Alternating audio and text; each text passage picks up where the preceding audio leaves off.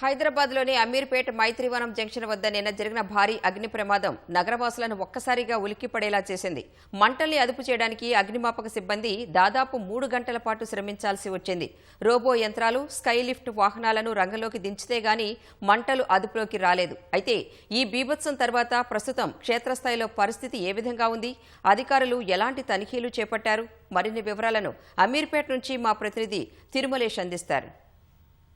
నిన్న అమీర్పేట్ మైత్రివనం సమీపంలో జరిగిన అగ్ని ప్రమాదం ఎంత బీభత్సం సృష్టించిందో మనం అందరం చూసాం. కమర్షియల్ కాంప్లెక్స్ లో ఈ అగ్ని ప్రమాదం చోటు చేసుకుంది. నిన్న 12 గంటల సమయంలో ఒక్కసారిగా మంటలు చెలరేగడం, కాంప్లెక్స్ అంతా అంటుకోవడంతో కమర్షియల్ కాంప్లెక్స్ లో ఉన్న దుకాణాలన్నీ కూడా కాలి బూడిదైన పరిస్థితి. వెంటనే సమాచారం అందుకున్న ఫైర్ ఇంజన్ అధికారులు వెంటనే క్షేత్రస్థాయికి చేరుకొని 10 ఫైర్ ఇంజన్లు అలాగే 3 గంటల పాటు శ్రమించి మంటలను అయితే ఆర్పారు. అయితే నిన్నటి ఆ బీభత్సం తర్వాత ఈ రోజు క్షేత్రస్థాయిలో పరిస్థితి ఎలా ఉంది, అధికారులు ఎలాంటి తనిఖీలు చేపట్టారు అనే వివరాలకు వెళ్తే, ముందుగా ఈ కాంప్లెక్స్ లో ఎన్ని భవనాలు ఉన్నాయి, ప్రమాదం సమయంలో ఎలా దెబ్బతిన్నాయో ఒకసారి మనం పరిశీలిద్దాం. ఈ కాంప్లెక్స్ లో మొత్తం 2 ఫ్లోర్లు ఉన్నాయి. అయితే ఫస్ట్ కింద గ్రౌండ్ ఫ్లోర్ లో మొత్తం 10 షాపులు ఉన్నాయి. చూడొచ్చు, ఈ గ్రౌండ్ ఫ్లోర్ లో ట్రావెల్ ఏజెన్సీ సంబంధించిన షాపులు, అలాగే రబ్బర్ స్టాంపులు తయారు చేసే షాపులు, అలాగే మొబైల్ షాపులు ఉన్నాయి. మొత్తం 10 షాపులు ఉన్నాయి. అలాగే ఫస్ట్ ఫ్లోర్ లో ఇది ఎలిమెంట్ల దుకాణం ఉంది. అదే మొత్తం 2వ ఫ్లోర్ లో అయితే వస్త్ర దుకాణం, అలాగే పిల్లల బొమ్మలు తయారు చేసే దుకాణం ఉంది.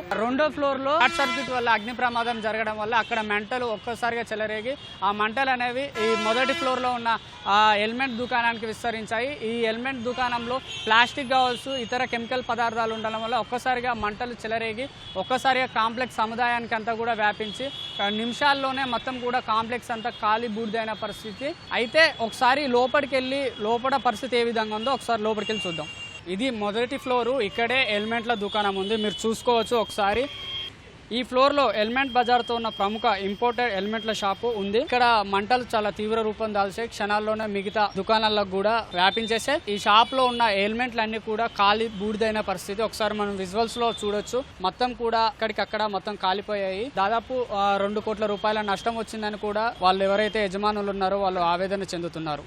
సో ఇప్పుడు మనం 2వ ఫ్లోర్ లో ఉన్నాం. ఇక్కడే మొదట ఇది మొత్తం కూడా బట్టల దుకాణము. ఇక్కడ షార్ట్ సర్క్యూట్ జరగడం వల్ల ఆ మంటలు వ్యాపించి ఆ కింద ఎలిమెంట్ షాప్ కూడా ఆ మంటలనే వ్యాపించి క్షణాల్లోనే ఈ కాంప్లెక్స్ మొత్తం కూడా మంటలు అంటుకొని కాలి బూడిదైన పరిస్థితి. మీరు ఒకసారి విజువల్స్ లో చూడొచ్చు, ఈ బట్టల షాప్ సంబంధించి బట్టలన్నీ కూడా మంటల్లో దగ్ధమైపోయి పూర్తిగా కాలిపోయిన పరిస్థితి. ఇక్కడ నుంచి అక్కడ వరకు ఇది మొత్తం కూడా బట్టల షాపు. ఒకసారి విజువల్స్ లో చూడొచ్చు, ఎటు చూసినా కూడా మొత్తం బూడిదే మనకు దర్శనం ఇస్తుంది. మొత్తం చూడొచ్చు, బూడిద మొత్తం కూడా కుప్పలుగా పడి ఉంది. మొత్తం ఈ ప్రమాదం కేవలం బిల్డింగ్ కి మాత్రమే పరిమితం కాలేదు, మెట్రో సేవలకు కూడా అంతరాయం ఏర్పడింది. ఈ బిల్డింగ్ లో ఏర్పడిన అగ్ని ప్రమాదం కారణంగా దట్టమైన పొగలు అలాగే వేడి సెగలు ఒకసారి పెద్ద ఎత్తున రావడం వల్ల దాదాపు 15 నిమిషాల పాటు ఇటు మియాపూర్ నుంచి ఎల్బీ నగర్ కారిడార్ లోని రైళ్లను కూడా 15 నిమిషాల పాటు ఆపిన పరిస్థితి. ఇప్పుడు ఏదైతే ఈ ప్రమాదం జరిగిందో వాళ్ళు ఎలిమెంట్ దుకాణ యజమానులు అయితే మనతో ఉన్నారు. ఆ ప్రమాదం ఎంత మేరకు జరిగింది, ఆ అధికారులు వచ్చి వాళ్ళకు ఏం చెప్తున్నా ఒకసారి వాళ్ళని అడిగి తెలుసుకున్నాం. మేడం చెప్పండి మేడం, ఏమైనా ప్రమాదం జరిగింది, దానికి సంబంధించి ఎంతవరకు ఆస్తి నష్టం వచ్చేసి 3 కోట్లు అండి. స్టాక్ వచ్చేసి నాకు 80 lakhs ఉండే లోపల. అంతా ఆ పొగ రావడం వల్ల 2nd ఫ్లోర్ అంటుకొని ఆ మొత్తం కిందకు వచ్చేసింది. దానివల్ల మొత్తం కొలాప్స్ అయిపోయింది. నా దగ్గర స్టాఫ్ 20 మంది ఉంటారు. ఆ 20 మందితో పాటు నేను మొత్తం స్టాఫ్ వచ్చి రోడ్డు మీద నించున్నాము. ఇప్పుడు అది ఈఎంఐ కట్టుకోవాలి, నేను ఆ ఈఎంఐ తీసుకోవాలి, ప్లస్ స్టాఫ్కి కూడా శాలరీ బేస్ మీద బతికే వాళ్ళం మేమంతా. మాకేందంటే 1.5 month బ్యాక్ వాళ్ళ నుంచి పొగ వచ్చి వైర్లు మొత్తం స్మాష్ అయిపోయినాయి. ఆ స్మాష్ అయ్యడం వల్ల కింద ఫస్ట్ ఫ్లోర్ ఏదైతుందో కరెంటు క్లోజ్ అయిపోయింది, 2nd ఫ్లోర్ మొత్తం క్లోజ్ అయిపోయి మంటలు వచ్చినాయి. ఆ మంటలు వచ్చినప్పుడే మేము వాళ్ళకి చెప్పాము, మీ వల్ల ఇట్లా అవుతుంది చూడండి అని. అవును చేస్తాము అన్నారు తప్పితే ఏ రియాక్షన్ తీసుకోలేదు. హర్జా మిల్స్ మళ్ళీ పొగలు పైన ఉన్న ఎండ నా స్టాక్కి మొత్తం వచ్చేసి అంటుకుంది. అది 2nd ఫ్లోర్లో స్టార్ట్ అయింది. బయట వాళ్ళు ఆయన అంటున్నాడు మా వల్ల అయ్యింది అనేసి, హర్ష మిల్స్ వాళ్ళు. మా వల్ల అయితే మాకెందుకండి, బయట వాళ్ళు వచ్చి చెప్తారు. లిటరల్గా 20 members వచ్చి మీ షాప్ కాలిపోతుంది అని చెప్పేదాకా మాకు తెలీదు. మా వల్ల అయితే మాకెందుకు తెలియకుండా ఉంటుంది. 2nd ఫ్లోర్ నుంచి స్టార్ట్ అయింది. ఆల్మోస్ట్ 20 minutes నుంచి బయట నుంచి వీడియోలు కూడా తీశారు. తీసి చూస్తూనే ఉన్నారు అంతా. వాళ్ళైతే అబద్ధం కాదు కదా, వాళ్ళు మొత్తం చూసి తీసిన తర్వాతనే మాకు అప్పటి వరకు లిటరల్గా స్మెల్ లేదు, ఏమి లేదు. కిందకు వచ్చి చూసే లోపు మంటలు ఇంత పైకి ఎగిసి పడుతుంది. ఎంక్వైరీ అవుతుందమ్మా, చూస్తాము, అయిన తర్వాత మాట్లాడతాము అన్నారు. ఇది ప్రమాదానికి సంబంధించి ఇప్పటి వరకు ఉన్న పరిస్థితి. ఏదైతే మొదటి 2 ఫ్లోర్లు ఉన్న షాపులలో ఉన్న సామాగ్రి అంతా కూడా దగ్ధమైపోయిన పరిస్థితి.